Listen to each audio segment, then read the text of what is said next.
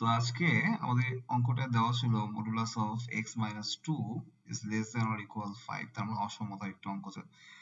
এবং এখানে বলা হয়েছে যে এক্স এর সর্বনিম্ন মান কত। তাহলে একটা জিনিস আমাদের সবসময় মনে রাখতে হবে, সেটা হচ্ছে মডুলাস অফ এক্স যদি হয় এবং লেস দ্যান ইকুয়াল যদি কিছু সামথিং থাকে, সাপোজ এখানে 10 থাকতে পারে, এই টাইপের কিছু যদি থাকে সবসময় মনে রাখতে হবে এখান থেকে আমরা এই জিনিসটা লিখতে পারবো, সেটা হচ্ছে -10 থেকে x এবং +10 এর মাঝামাঝি, মানে এই জিনিসটা আমরা লিখতে পারবো। এই ফর্মুলাটা সবসময় আমাদের মনে রাখতে হবে।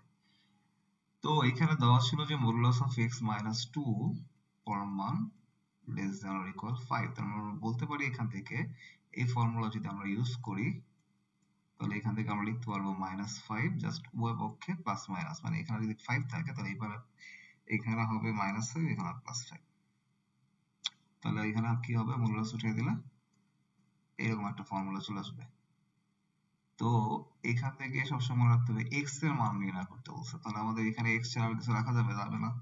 তার মানে -2 কে ভ্যানিশ করতে গেলে উভয় পক্ষে কি করতে হবে, সব জায়গায় +2 যোগ করতে হবে। তার মানে এই পাশে যদি আমি -5 + 2 দেই, এখানেও -2 + 2 এবং এখানে 5 + 2 দেই, তাহলে আলটিমেটলি কিন্তু এখানে 2 ভ্যানিশ হয়ে গেছে, তাহলে আমাদের x থাকবে। তো এখান থেকে আমরা লিখতে পারি -3, আর এখানে হবে শুধু x, এখানে হবে 7। এটা তো আসলে কি বোঝায় যে x এর ভ্যালু কি হবে, -3 এর থেকে বড় অথবা সমান এবং +7 এর চেয়ে ছোট অথবা সমান। তার মানে কি সবচেয়ে কম ভ্যালু হইতে পারবে x এর -3 এর সমান, তার মানে -3 হচ্ছে এখানে লোয়েস্ট ভ্যালু এবং +7 যেটা আছে সেটা হচ্ছে আমাদের এখানে হাইয়েস্ট ভ্যালু। তাহলে আমাদের লোয়েস্ট ভ্যালু কত এখানে, -3।